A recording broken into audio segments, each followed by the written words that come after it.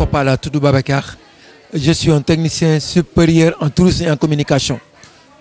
Tey ma ñëw fekke lu bees loo xam ne dama ko yàgg a wax. Il faut des initiatives, il faut innover dans le produit touristique. Le collectif des acteurs du tourisme au Sénégal jël beneen mbubb bu bees solol ko le tourisme sénégalais di préparer seen grand tour du Sénégal au mois de novembre. Tey nag ñu doon def lancement bi fii entre le Palm Beach et le Lamentin Beach ñëpp daje fi tous les grands acteurs la ñu dese tey fii di gën a xoolaat produit bi parce que c'est important. Je disais tantôt que le tourisme est l'affaire de tous et quel que soit l'endroit où il est pratiqué, il est centré sur l'homme. Il doit être basé sur le respect de l'autre.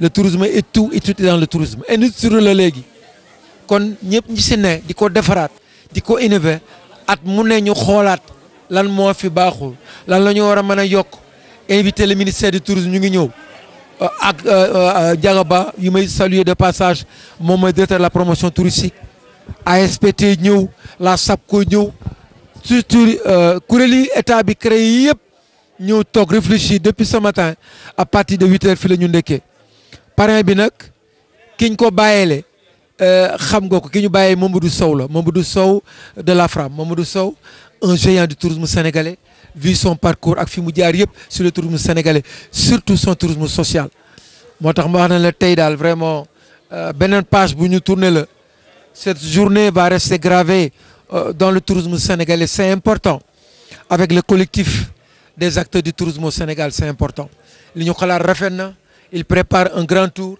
parce que grand tour bi gis naa ci le tourisme intérieur réservé aux nationaux grand tour bi gis naa si le tourisme gastronomique ndax fi ñuy jaar dans toutes les régions waaw le tourisme gastronomique grand tour bi gis naa ci l'écotourisme grand tour bi gis naa ci ëllëg le tourisme religieux toute cette facette touristique là et autres gis naa ko vraiment ci grand tour bi nga xam ne actuellement dañ ko woote à partir du mois de novembre.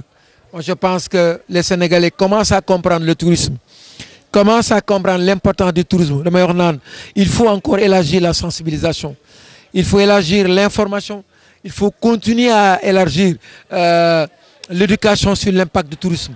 Aujourd'hui, il faudrait que tous les Sénégalais aient ce qu'on appelle des réflexes touristiques parce que le tourisme, c'est une manne financière. C'est 350 milliards par an dans les caisses de l'État. Il faudrait que tout le monde y travaille. Il faudrait que tous les Sénégalais aient ce qu'on appelle des réflexes touristiques. Je l'ai dit tout à l'heure. Les réflexes touristiques doonul lu may gan-ganale teeru tànnal gunge jox ko Babacar nag yéen presse ñu ngi leen di remercier ñu ngi leen di ziare bu baax a baax a baax et je vous dis à bientôt et ñu def noonu merci beaucoup. mais Saly nag am histoire bu ñu koy wax si wàllu tourisme peut-être ñi ko xamul dañuy ñu bari liñ jàppoon si Saly mooy dëkk la boo xam ne hôtel yi ñoo ko fi andi mais Saly si dëkku cosaan yi la bokk deuxième fort du Sénégal Saly fii la nekk mu ngi nekk fii mairie bi nekk en face mairie bi donc boobu ba léegi yàlla dogal.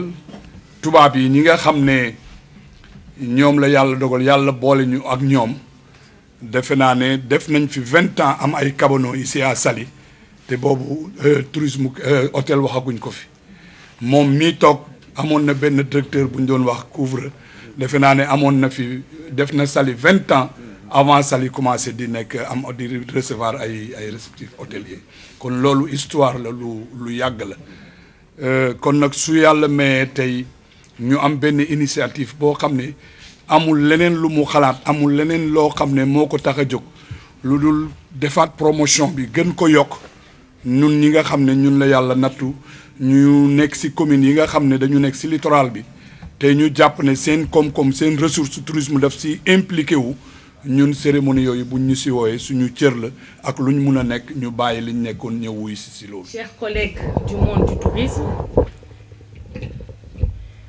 très chers membres du CATS, chers invités, je vous transmets mes chaleureuses salutations et vifs remerciements pour votre présence à cette cérémonie de lancement de la caravane Grand Tour du Sénégal édition 2022.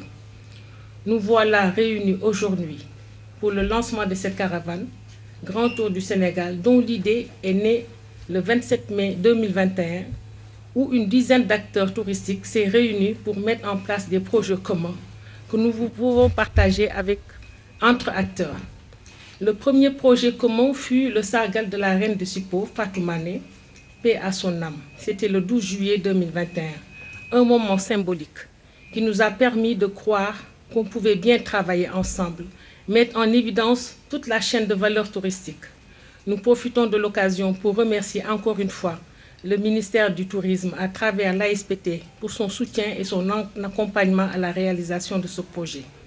Depuis ce jour, les acteurs du CATS se sont mobilisés autour de ce second projet commun qu'est la caravane Grand Tour du Sénégal que nous souhaitons pérenniser. L'idée est de pouvoir travailler en synergie et proposer une offre diversifiée, revisitée, pour repositionner notre destination. Pour cette première édition, cette caravane sera exclusivement dédiée aux acteurs touristiques, privés comme publics, pour leur permettre de mieux connaître les sites touristiques, les structures d'hébergement, le potentiel culturel artisanal des terroirs. Comme le dit l'adage, on vend bien que ce que l'on connaît bien. Il s'agit bien d'un éductour pour la mise à niveau de nos connaissances du terrain, tout simplement. Pour ceux ou celles qui ne connaissent pas encore ces territoires, de les découvrir pour mieux les présenter et mieux les vendre aux clients d'ici et d'ailleurs.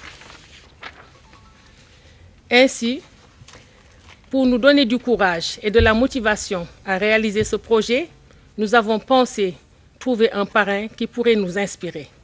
De par son parcours exceptionnel, le président Mamadou Sow est le seul, machallah, qui a commencé par être un guide touristique diplômé de l'école hôtelière, qui a parcouru des kilomètres et des kilomètres lors de ses circuits Grand Tour du Sénégal pour être aujourd'hui un champion dans le monde du tourisme et de l'hôtellerie.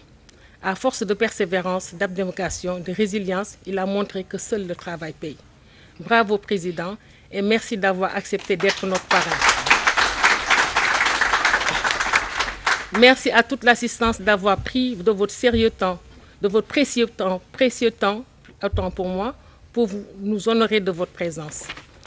Je ne saurais terminer ce petit mot sans pour autant remercier vivement nos partenaires et sponsors, le ministère du Tourisme, l'ASPT, donc l'hôtel Palm Beach, l'hôtel Lamentin Beach, donc la société MPS, Marketing Printing Service, qui a offert les t-shirts, nos généreux donateurs membres du CATS pour la prise en charge de certaines dépenses liées à l'organisation. Et tous les membres du comité d'organisation qui ont passé de longues soirées en réunion, en ligne, tout ça pour une meilleure préparation de cette manifestation. La presse qui a aussi fait le déplacement et qui est un partenaire de taille. Donc nous disons merci à tout le monde. Donc aujourd'hui, cette journée est un bon prétexte pour parler de la relation qu'il y a entre le tourisme et la culture. Si c'est la plage que nous vendons, il y a plein d'autres pays qui ont la plage. Si c'est la gastronomie que nous vendons, il y a bien de plats qui se ressemblent d'un pays à l'autre. Mais la culture, elle est ce que nous avons ici. Le bouguerebou, la danse du Kankourang, l'initiation en pays Bassari, l'initiation en pays Yola, c'est des choses qui s'organisent que chez nous. Donc c'est des choses qui montrent vraiment notre identité. Et je pense que le tourisme a vraiment de beaux jours si il compte sur la culture. La combinaison entre les deux secteurs fait que le tourisme sénégalais ne va pas cesser de surprendre les acteurs du tourisme, ne va pas cesser de surprendre le monde entier, puisque le Sénégal a dans sa profondeur des cultures qui ne sont pas encore connues. C'est le moment de visiter et revisiter les coins les plus reculés du Sénégal pour montrer qu'au-delà du Ndaorabine, au-delà du Bouguerebou, au-delà de la danse du Kumpo, la danse des masques, etc., le Sénégal a bien d'autres secrets à offrir au monde entier.